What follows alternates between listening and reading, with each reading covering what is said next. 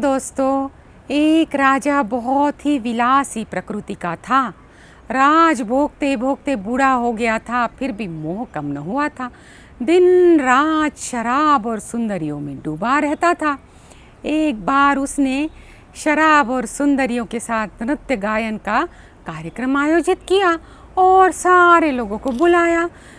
जंगल से, वन से उनके गुरुदेव को भी बुलाया। गुरुदेव को कुछ सोना मोहरे दी ताकि अच्छे नृत्य संगीत पर सोना मोहरों से नर्तकी को गुरुजी पुरस्कृत कर सके। रात भर नृत्य का कार्यक्रम चलता रहा। नर्तकी ने अपने अलग अलग हाव भाव और अंग भंगिमा से सबको मोहित कर लिया। सारा वातावरण जैसे मंत्रमुग्ध था। ब्रह्म मुहूर्त का समय आया। तभी नर्तकी का ध्यान गया कि उसका तबलची शायद ऊँघ रहा है और ऊँघ में तबले पर हाथ चला रहा है। नर्तकी ने उसे जगाने के लिए एकदम से एक दोहा गाया। बहुत बीती थोड़ी रही, पल पल गई बिताए, एक पल के कारणे कलंक न लग जाए। तबलची ने दोहा सुना और जाग गया। वही दोहा उसने फिर से दोहराया। गुरुजी ने सारी सोना मोहरे उसे भेंट कर दी। नृत्यांगना को और जोश आया। उसने वही दोहा फिर दोहराया तो राजकुमार ने अपने सिर से मुकुट उतारकर उसे दे दिया।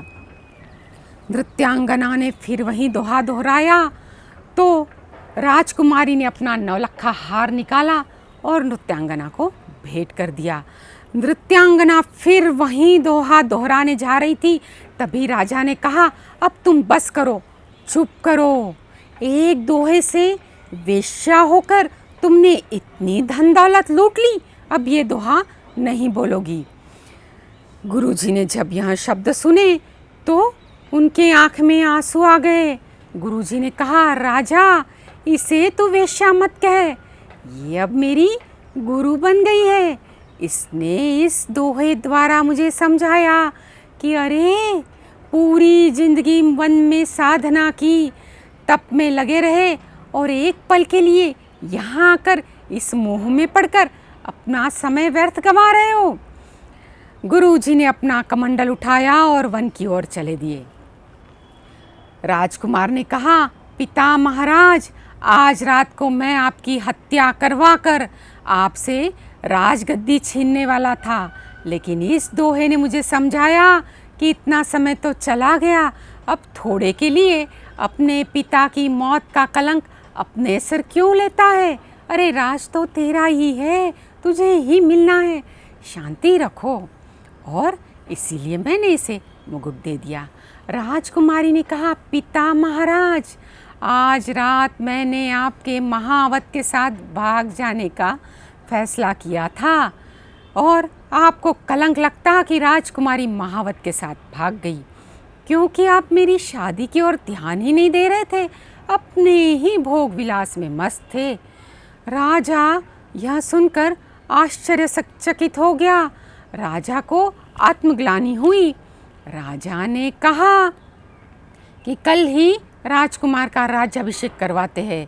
राज्याभिषेक का भव्य समारोह आयोजित हुआ और उसमें जो राजकुमार आए थे उसमें से राजकुमारी ने वर चुनकर राजकुमारी की शादी कर दी गई। राजा को इतनी आत्मग्लानि हुई तो राजा भी वन की ओर चला गया अपने गुरु के पास। इस दोहे ने उनकी भी जिंदगी बदल दी। नृत्यांगना को लगा कि मेरे एक दोहे से इतने लोगों का आत्मनिरीक्षण, इतने लोगों का परिवर्तन हो रहा है और मुझ में परिवर्तन क्यों नहीं हो रहा है। वेश्या ने अपना वह काम छोड़ दिया और प्रभु भक्ति में लग गई। तबलची ने सोचा कि एक दोहे से इतने लोग बदल सकते हैं और वो दोहा तो नर्तकी ने मेरे लिए गाया था, मैं क्यों नहीं बदल सकता।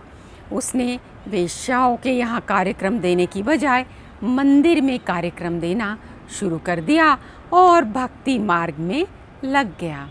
देखा मित्रों, दोहा था, बहुत बीती थोड़ी रही, पल पल गई बिताए, एक पलक के कारण कलंक न लग जाए। इस दोहे से प्रभु कुछ मुझ में भी परिवर्तन आ जाए, यही विनती कर विदा लेते हैं। प्रभु का शुक्रिया अदा करते हैं। हे प्रभु, मैं शुक्रिया करूँ भी तेरा तो कहाँ तक करूँ, मेरा सिर झुका कम, तेरे एहसान बहुत है।